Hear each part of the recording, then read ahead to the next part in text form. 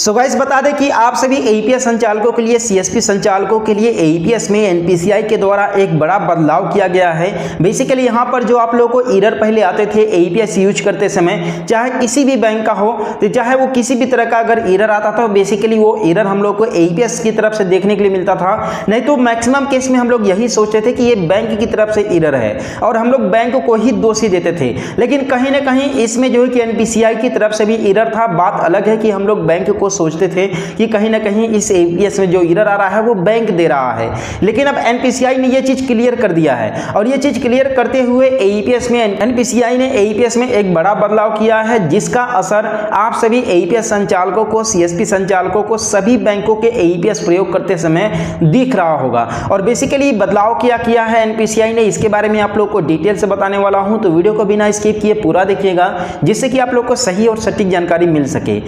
So guys देखिए, NPCI की तरफ से, आरबीआई की तरफ से और बैंकों की तरफ से समय समय पर एईपीएस के ऊपर नए नए अपडेट और नए नए दिशा निर्देश आते रहते हैं, ठीक है, जिसको लेकर के हमारे सीएसपी संचालकों को काफ़ी ज़्यादा परेशानी भी होती है, क्योंकि कई सारे टर्म्स जो है कि चेंज हो जाते हैं, कई सारे एरर आने लगते हैं। यहाँ पर कहीं ना कहीं ग्राहक के साथ साथ सीएसपी संचालकों को भी परेशान होना पड़ता है। तो बेसिकली यहाँ पर हम लोग को कई तरह के एरर आते थे अभी तक, जैसे कि लिमिट का इशू आता था, या फिर ट्रांजेक्शन फेल का इशू आता था, टेक्निकल इशू आता था, ठीक है, या फिर कोई अन्य इशू आता था। जैसे कि मान लीजिए अभी इस समय एक एरर बहुत ही ज्यादा एईपीएस में देखने के लिए मिल रहा है कि वो बैंक इंड से इशू आ रहा है, यानी कि अगर किसी ग्राहक का टेक्निकल इशू आ रहा है या फिर ट्रांजैक्शन फेल हो रहा है, ठीक है, तो वहां पर जो बैंक इंड की तरफ से इशू आ रहा है ये लिख करके चला आता है, ठीक है। लेकिन इसके अलावा कई अन्य एरर आते हैं जिसमें हम लोग को ये समझ में नहीं आता है, ठीक है, जैसे कि कभी कभी डायरेक्ट लिख देता है ट्रांजैक्शन फेल या फिर सस्पेक्टेड फ्रॉड, ठीक है। तो उस समय हम लोग को ये समझ में नहीं आता है कि ये जो एरर आ रहा है आखिर आरबीआई की तरफ से आ रहा है या फिर बैंक की तरफ से आ रहा है या फिर एनपीसीआई की तरफ से आ रहा है। तो ऐसे में हम लोग यही गेस करते हैं कि कहीं ना कहीं ये जो एरर आ रहा है ना,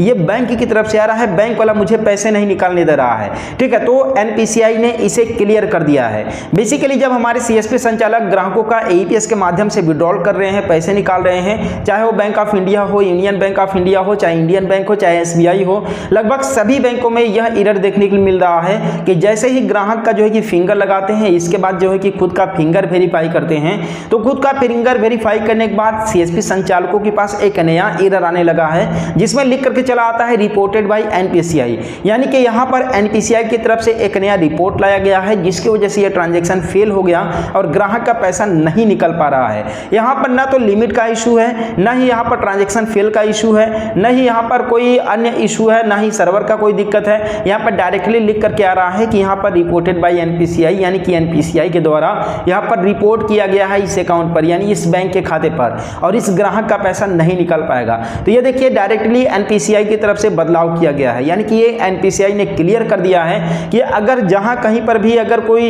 इशू आ रहा है और वो अगर एनपीसीआई की तरफ से है, तो डायरेक्टली वहां पर लिख करके आ रहा है रिपोर्टेड बाय एनपीसीआई, ठीक है। और ये अभी तक आप लोगों को कहीं ना कहीं देखने के लिए मिल रहा होगा, चाहे किसी भी बैंक का जो है कि ग्राहक हो, उन सभी का आप विड्रॉल करते समय आप लोगों ने ये एरर जरूर देखा होगा। और ये सारी चीजें जो भी हो रहा है एनपीसीआई की तरफ से, चाहे आरबीआई की तरफ से, चाहे जो कि बैंकों की तरफ से, कहीं ना कहीं फ्रॉड को ही कॉमन लेकर के चल रहे हैं सब, यानी कि फ्रॉड से बचने के लिए, फ्रॉड से सुरक्षा देने के लिए ग्राहकों को, कस्टमर्स को, ठीक है, तरह तरह के नए नए अपडेट ला रहे हैं, नए नए गाइडलाइंस आ रहे हैं। और बेसिकली ये जो अपडेट आया है ना रिपोर्टेड बाय एनपीसीआई, ठीक है, ये भी कहीं ना कहीं फ्रॉड को ही टारगेट करके अपडेट लाया गया है, ठीक है। खैर ये अपडेट आप लोगों को कैसा लगा, और रही बात कि यहाँ पर एक चीज क्लियर हो जा रहा है कि ये जो प्रॉब्लम है ये किससे है, एनपीसीआई की तरफ से है या फिर बैंकों की तरफ से। ये एनपीसीआई ने जो क्लियर कर दिया है ये बहुत ही बेहतरीन है। तो आप लोगों को कैसा लगा एनपीसीआई की तरफ से यह अपडेट, आप लोग मुझे कमेंट में बताना बिल्कुल मत भूलिएगा। और हम लोग मिलते हैं फिर किसी नेक्स्ट वीडियो में एक नए अपडेट के साथ।